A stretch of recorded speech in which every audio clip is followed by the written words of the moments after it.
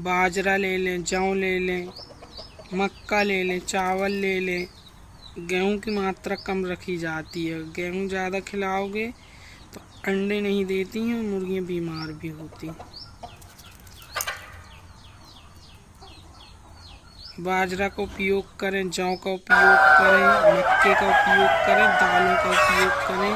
चावल की मात्रा भी कम ली जाती है। वैसे तो अगर आपके पास कहीं पे लेयर फीड उपलब्ध है तो वो खिलाएं तो